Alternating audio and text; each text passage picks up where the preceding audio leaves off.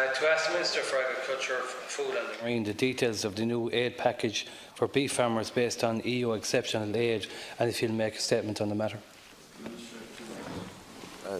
Thank you, Laskin Corla. I propose to take questions 49, 50, 53, 56, 62, 81, 83, 87 and 88 together by agreement with the House.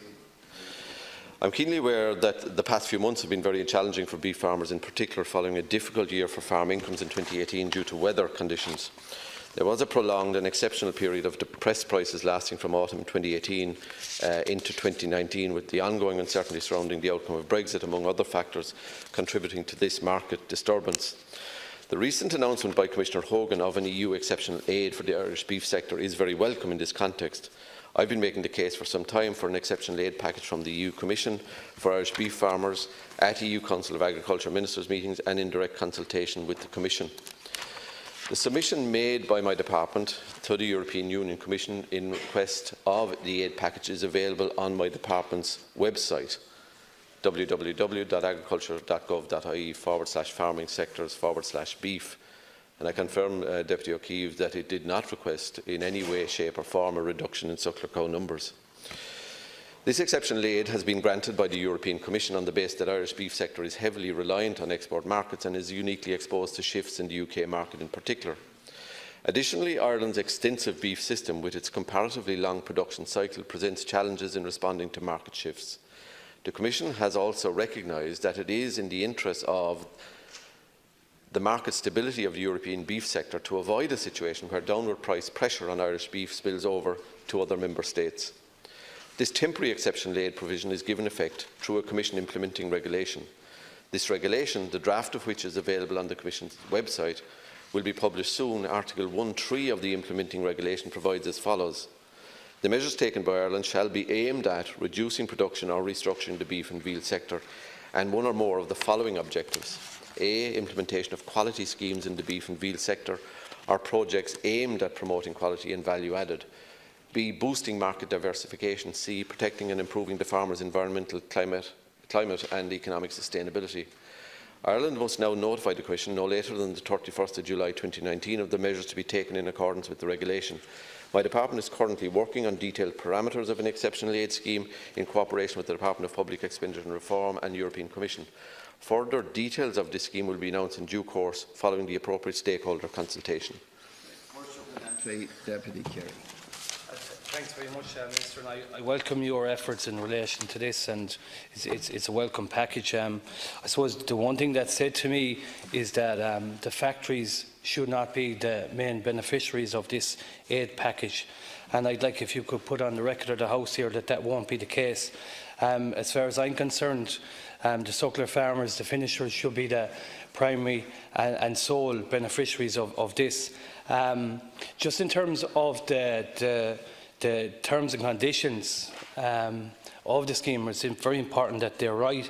And in terms of consultation with the industry, what have you done in that regard? And I know you mentioned there the stakeholder, will come up. But could you give me more details on that? And how confident are you that you will be in a position at the end of July that you'll have all this finished and that will be agreed with the industry here? Minister, 1 minute.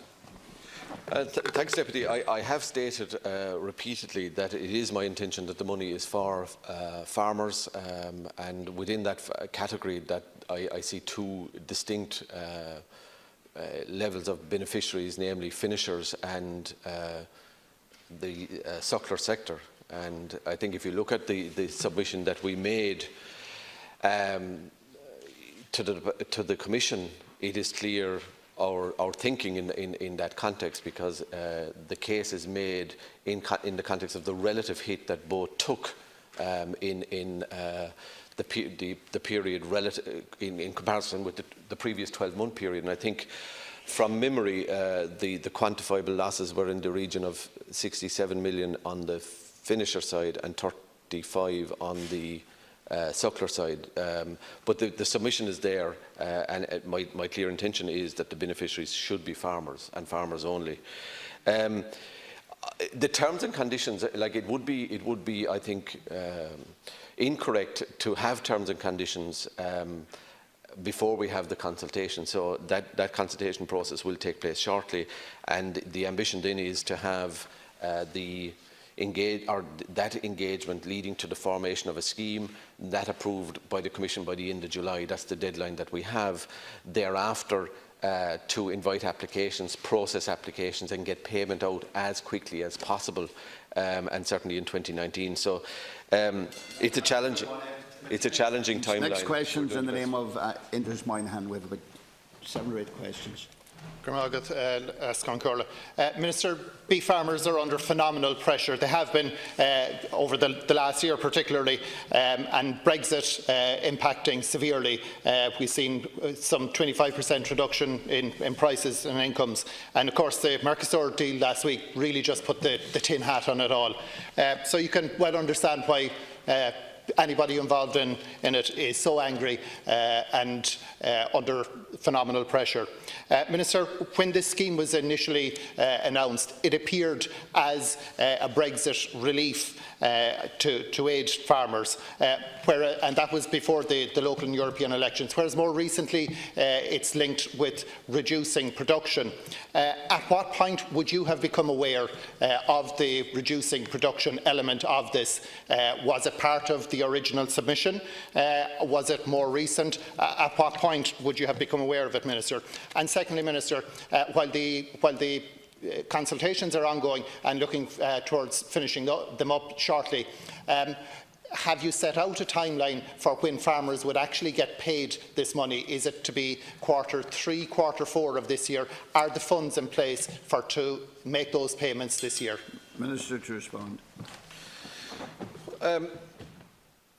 In terms of the terms and conditions and supply reduction, I just draw the Deputy's attention to my original reply in reference to Deputy O'Keefe's question in particular. Our submission is on the Department's website. We had no proposals in our submission regarding supply reduction. That's a term and condition attached by the Commission. We became aware of it once the Commission published it. But in terms of previous interventions under CMO regulation, supply reduction has been an instrument used by the Commission to address difficulties in the marketplace. I presume connected to the law of supply and demand in terms of economics, that particularly at a time when, if you look at the kill levels in the Irish beef industry, they are at quite high levels. There's always been an issue in terms of market once the kill goes over about 32 or 33,000. But one of the other issues that we're dealing with is the context of Brexit.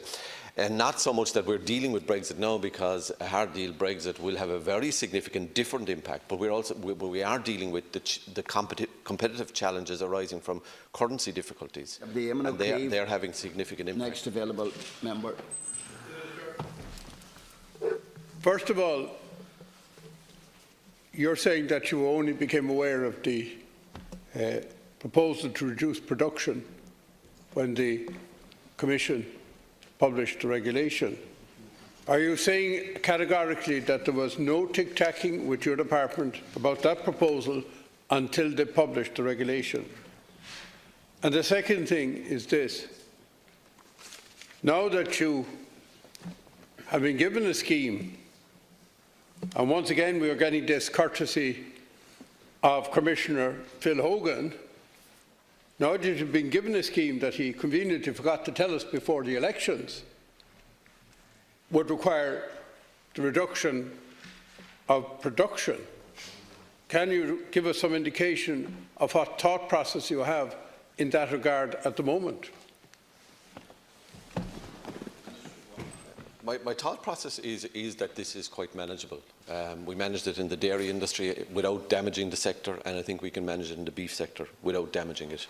The department has quite extraordinary levels of data on stocking densities on all farms, and I think by creative management of individual farmers' stocking requirement, I think it is possible to deal with this in a way that doesn't inflict any long-term structural damage on supply in the Irish beef industry. The first we became aware of this was when the Commission published their terms and conditions. As I said to you earlier, and to Deputy Moynihan and to others on numerous occasions, our proposal, which is on the Department's website, is very clear in terms of quantifying the scale of the challenge and had no reference whatsoever to supply reduction.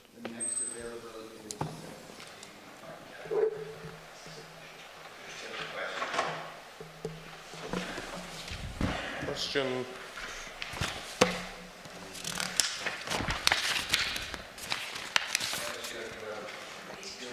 Grouping. Oh, one of the groupings, sorry. 83, question 83. Question 83, to ask the Minister for Agriculture, will you receive the money for the 100 million? The terms and conditions of the scheme will make statement on the matter. You've answered it, basically. Well, I mean, the terms and conditions are not. I mean, the conditionality that the Commission has is in the public realm. The scheme has yet to be devised, and what we intend to make, as I think most of the schemes that we have devised in terms of, if you take the Beef Environmental Efficiency Programme, for example, a very straightforward scheme. Our ambition will be to have it as straightforward as possible as well for those who've taken the hit, and we've alluded to who they are in terms of the finishers and those who suffered back the line in terms of producing weanlings and the prices reflected in their sale. So devising the scheme will be consequent on the engagement with stakeholders, approval by the Commission, invite applications and get payments as quickly as possible. I'm going to group the second supplementary. Do you have a supplementary, Deputy Carey?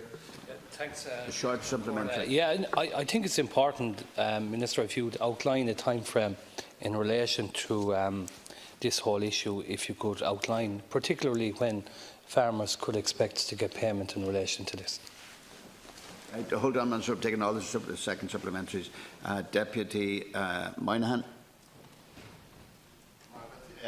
Yes, Count Carl, it's much the same question because I had highlighted it earlier, laying out the timeline for farmers to expect to see payment of this scheme.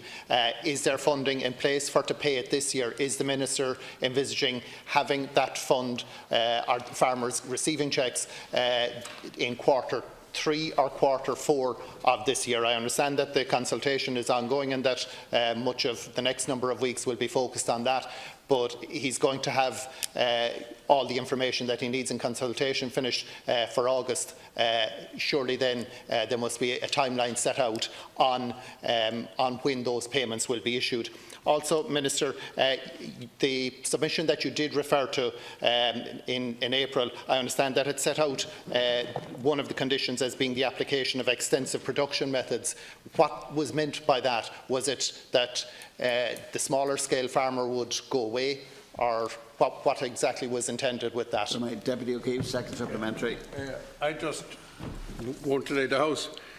Could you absolutely clarify what you mean by the application of extensive production methods? Are you saying the more intensive beef farmers are to take the hit? Is that the suggestion? Or what does that mean? Because it seems to open the door for the response that you got from the European Union. And finally, your second supplementary, Deputy Kenny.